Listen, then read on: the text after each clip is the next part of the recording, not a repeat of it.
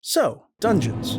Some got dragons, some are the darkest, and some, well... Daddy gonna spank me? Regardless of its type, we nerds just love diving and crawling through these unforsaken labyrinths of riches and ruin. Whether it's the isometric ARPG hells of the Diablo games or the slow and insidious killing of overconfidence, dungeon delving proves a tough task. As much as I enjoy going about my adventures alone, everyone knows the threat of imminent death and avarice is best experienced through jolly cooperation.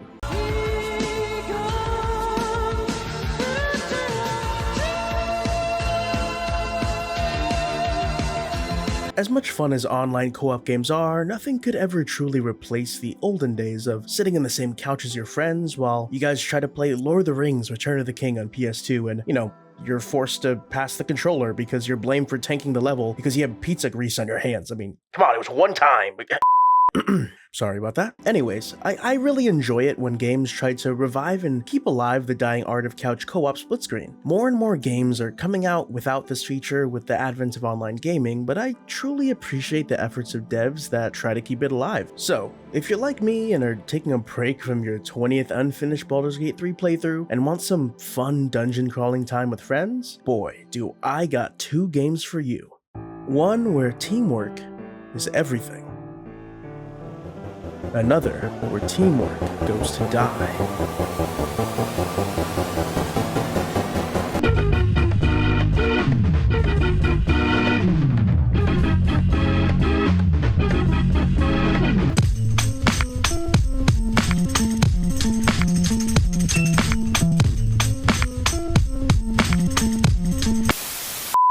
Barony, a first-person roguelike dungeon crawler released in 2015 and developed by Turning Wheel LLC, a three-man game studio that mainly worked on the game in their free time until going full-time in 2022. Hey, Editor Drift here just to say that I swear to you during me writing this script, I checked Turning Wheel LLC's website and I swear there were only 3 developers at the time of writing. And now in editing, when I wanted to go get pictures of the devs to, show you the face of the people that made this amazing game, there are now 6 devs. So I'm either blind or these new people were added on top of the original 3 in between the time of writing and editing. So hey, there are 6 devs. Anyway, back to the video.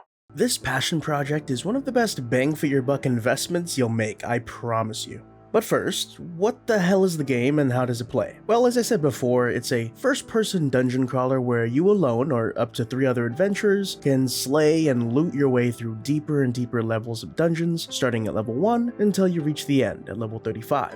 Each level's layout, monsters, NPCs, and loot are procedurally generated, but the theme and aesthetic of the level is dependent on how deep you are. Treat me like white tees.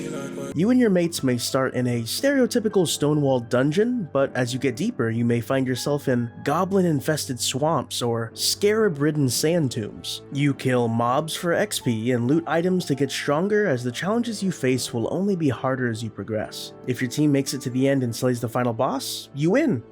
Great run. However, most runs are not so fairy tale in nature. Or, well, I guess they are fairy tale, but if the Brothers Grimm wrote them instead of Disney.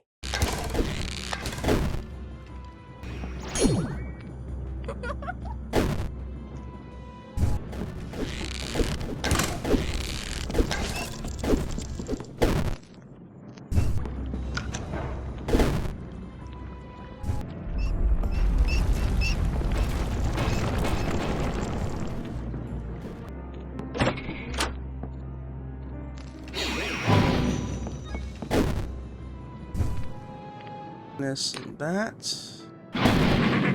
What? The nature of it being a roguelite and procedurally generated means that each run is unique and offers different challenges compared to the last. The battles are tough, but don't fret, dear viewer, because you are not some unnamed nobody. The game is also an RPG after all, and to start your adventure, you and your buddies need to make characters and pick your classes. First, you have to select a race. But all choices other than human are locked behind DLC, so unless you love the game enough to support the devs, let's assume you're gonna pick the basic Humi. Great. Now, I won't cover every class in depth or else we'll be here all day. But you have the usual suspects you'd expect in a fantasy dungeon crawler. Each comes with its own starting equipment and particular strengths and weaknesses with regards to their attributes and skills. Strength, dexterity, constitution, intelligence, perception, and charisma. Each has relevant skills skills that you can choose to pursue or refine. If you have all the DLCs, there are a total of a whopping 21 classes to choose from. Barbarian, for your classic smash and bash with less reliance on heavy armor and more on hitting things really hard. Warrior, for a balanced melee combat style that proves to be one of the best tanks of the game. Healer, who heals. Rogue, for the sneaky deaky freaky folks. Wanderer, for a sort of fill-all role for the crawl, but brings a lot of gear that is helpful to the party, like food, a can opener, and a lantern. Cleric, for those who want to dabble in healing but remain a little tanky to fulfill a frontline role. Merchant, for those who want to handle all the party's dealings with various shopkeepers or have access to higher level appraisal early on. We'll talk more about appraisal later. Wizard, if you've always wanted to cast fireball in a room less than 20 feet wide. Arcanist, for those who want a little spell casting like the wizard but still want to be effective with physical ranged weapons. Joker is for those who want a weak build stat-wise in place of really strong early items like the Ring of Levitation and an assortment of useful scrolls. Honestly, having that ring at level 1 makes him incredibly strong. Sexton, a sort of stealth mage with access to arcane-based thief-like tools, and Ninja is for the weebs who want an offensive stealth character with access to deadly throwing weapons and tools. Lastly, for the base game is Monk, arguably the best true tank in the game who can forego the use of steel for iron fists. Now these are the base 13 that come with the game. A really solid offering in my opinion. The last 8 come with the 2 DLCs for the game. DLC 1, Myths and Outcasts, and DLC 2, Legends and Pariahs. Each DLC comes with 4 new playable races and 4 classes. In DLC 1, they add the Skeleton, Vampire, Succubus, and Goatman as playable races, each with their own quirks and nuances. For the classes, we have the Conjurer, for spellcasters looking to call upon the aid of summoned allies. The Accursed is a scouting stealth-based magic user that can only satiate themselves through the blood of their foes, instead of the usual moldy bread. Mesmer, no, not that one, is a magic user centered on charming and enlisting allies to fight for them. Lastly, Brewer, my personal favorite class, is for those who love to cook and brew potions to aid their team or create volatile drafts of nuclear capabilities. Wait, we melted that guy, what the? I used all my Thunderstorm potions. In DLC 2, they add Automaton, Incubus, Goblin, and Insectoid to the playable races. For classes, they add the Mechanist, for those who want to Tony Stark their way through dungeons while turning the party's useless scrap into crafty knickknacks. Punisher is an all-rounder that thrives on chaos with useful mid-range melee options and a Ring of Conflict that causes monsters and enemies to attack the closest thing to them, even their own friends. Shaman, which is my personal second favorite class, is your resident druid, for those who want to shapeshift into various animals and monsters, even enlisting them on your own side. Last of the classes is Hunter, who is a standard master of ranged combat for those who want to keep their foes at bay with a hail of arrows and other ranged weapons. Now, once you and your pals pick a racing class, it's off to the dungeons to brave the challenges that await you, and trust me, they will be challenging. This game is hard. It will not pull punches, and often the early game will seem incredibly difficult. When players die, they drop all of their items, and your run is over if all the players die on the same level. Is this? No.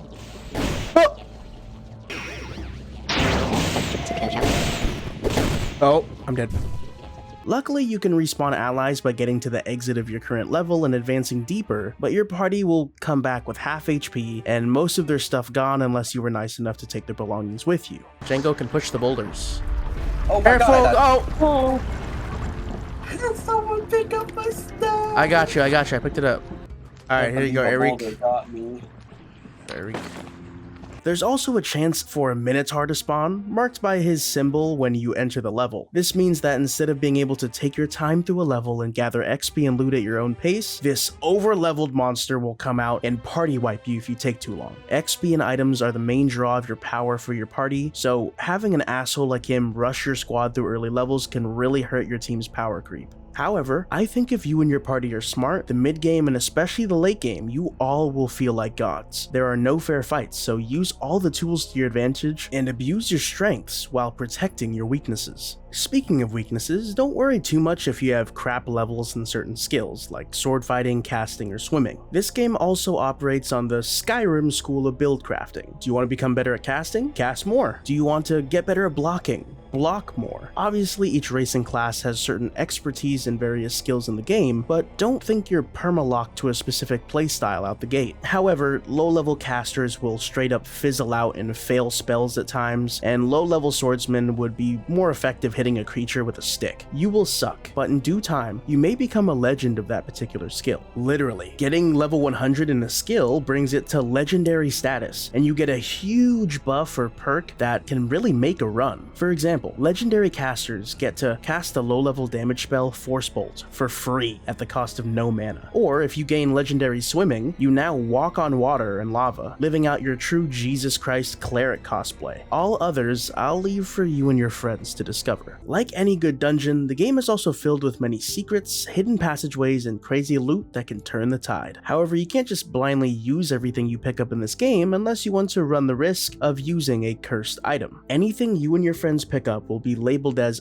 unknown with unrevealed properties. You may know you've picked up a sword or a spell book, but not know the condition or abilities of the sword, or know what exactly said spellbook will teach you. This leads to your character's appraisal skill that I hinted at before with the merchant class. This is the ability and speed to reveal what an item is, what it does, and whether it is blessed, cursed, or neutral. Most classes start low in this skill, but slowly get better as your character passively appraises unknown items in the inventory, as long as the item level is not too high for their appraisal skill. Blessed items normally are stronger variants, while neutral items have no bonus effects. Cursed items cannot be unequipped once equipped, and sometimes cause terrible negative effects. Cursed spellbooks, for example, may cause you to forget a random spell in your spell slot, or cursed food may cause you to get sick, vomit, and immediately receive a severe hunger status. So make sure you appraise and know what you're using before you go around and get yourself stuck with a cursed helm of teleportation that randomly teleports you into a boulder trap.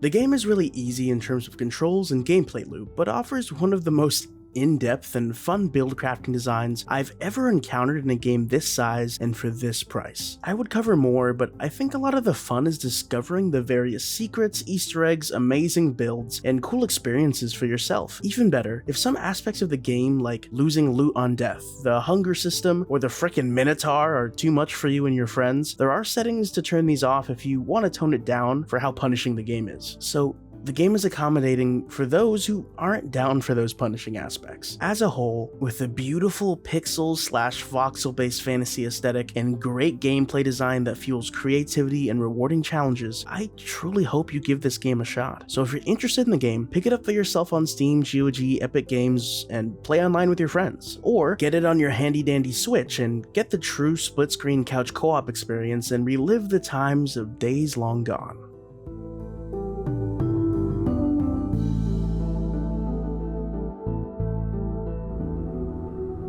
Foolish mortals. You think through your fellowship and camaraderie you have defeated me? No. Allow me to show you how easily these fickle bonds are broken.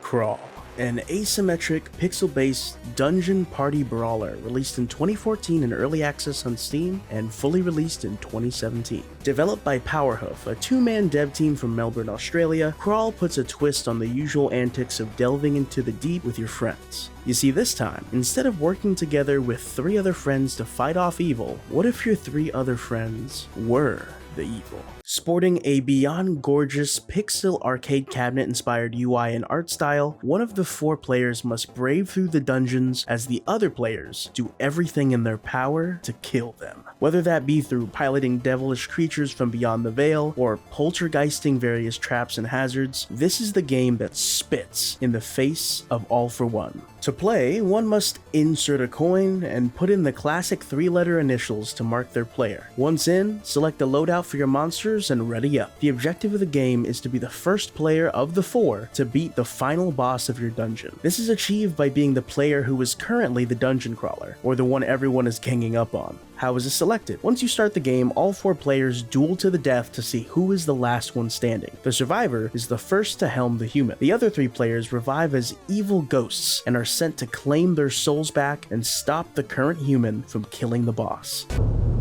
Of the creature in question, they had learned precious little. Wild bravado begins to curdle, and the beast grins on as they turn blades upon each other.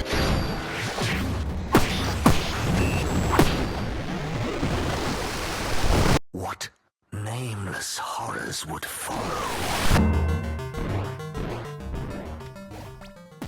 The boss slayer saves their souls while the others are left to perish in the dark deep of the dungeon forever. So, what's the gameplay loop? Well, as I said, the human player begins their dungeon crawl on the first floor of the dungeon. Each floor is randomly generated, and there's a single exit to each floor that leads to the next level, very similar to Barony. Each level also has a shop where humans can spend gold to buy weapons, skills, and stat boosts. There is also a boss portal on every level that has 3 charges. This portal is only accessible once the current human player is at least level 10, and once entered, challenges the final boss. If they are victorious, they win. If they lose, a charge is lost on the portal, and if all are used up by any combination of 4 players without victory, then all players perish, and nobody saves their soul, leading to said boss to be unleashed into the world. So, for the human, crawl through dungeons, get gold, XP, slay monsters, get stronger at the shop, and then soon enough challenge and beat the boss when you're ready. Seems simple enough. Now, how about everyone else?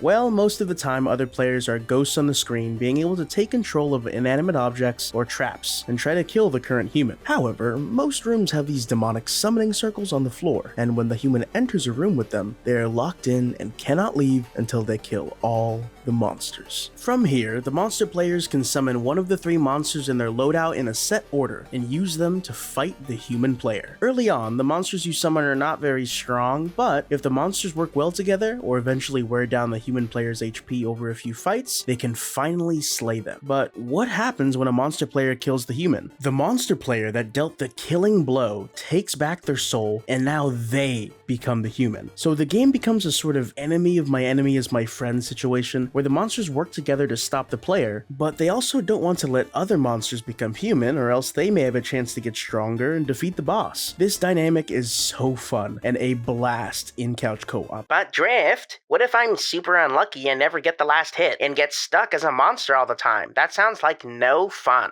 Well, my friend, don't worry, because here comes my favorite part of the game. After the human decides to move past the current level, an inter-level screen pops up that allows monster players to spend points on leveling up and upgrading their monsters. So, your little fishy and annoying ass gnome, if I can call it that, may have been a little weak, but the longer you're a monster, the more XP you get for monster upgrades. So now your little fishy is a Magikarp on crack, and your gnome may have found out about gunpowder. These stronger monsters mean you have a higher chance to get the killing blow on the human compared to those that haven't been the monster as long as you. This is such intelligent game design, and I won't lie, some of these monsters are just so cool that I honestly enjoy playing as the monsters more than the humans sometimes. From abominations from beyond the void, or raging horned devil knights, the monsters can get quite fearsome to stop the human's progress. Lastly, boss fights. What happens when a player challenges the boss? Sadly, there are only 3 bosses in the game, but they are some really cool and unique fights. Unlike in summon rooms where players get to summon creatures from their loadouts, the monster players work together in piloting different aspects of the boss. For Karuk, or Karok? Anyways, monsters can control one of each tentacle, while one can control the laser beam eye. For Gidrock, the 3-headed Hydra, monsters can control one of the 3 heads. And for Tezek Kal, monsters can control several limbs on the battlefield to defend the priest that randomly spawns on different sections of the arena. As I said before, the couch as a whole has 3 chances to defeat whatever boss your game has selected at random. It doesn't matter who has taken those 3 chances or how much of the 3 chances have been taken. If the 3 are used and failed, everyone loses. Whether a soul is saved or all are left to ruin, after a match is complete, you unlock new gods that have new monster loadouts, as well as new items and weapons that will now show up in your shop. The more you play, the more new content you can throw in for the chaos. Plus, you can read entries of items, weapons, and monsters in the vault as you unlock them. If you're up for it, you can also complete monster challenges that can get you familiar with how each monster you've unlocked plays like. Personally, I have yet to experience a game that hits this type of concept before and nail the easy to learn party game feel while creating a fun environment for friends to curse each other to hell on the same couch. It's a blast from the past, but a welcome one. To be clear, this game is strictly couch co-op or against AI. If you buy it on Steam and want to play with friends online, you need to use Steam Remote Play to stream the game or use something much better like Parsec, which does the same thing, but in my experience is much better. So, if you're interested in fucking with your friends and throwing a wrench into your relationships, give this game a shot and embrace the chaos. Thank you so much for watching this episode of Game and Tell. I have more content on the way, so stay tuned by subscribing for more cool games. Give this video a like and let me know what you think of the games shown and if you're gonna pick them up in the comments. So, what will you do? Join as one and come together and fend off the evils of dungeons, or throw away all friendships you've found and curse everyone to the depths of hell. And as always, take it easy.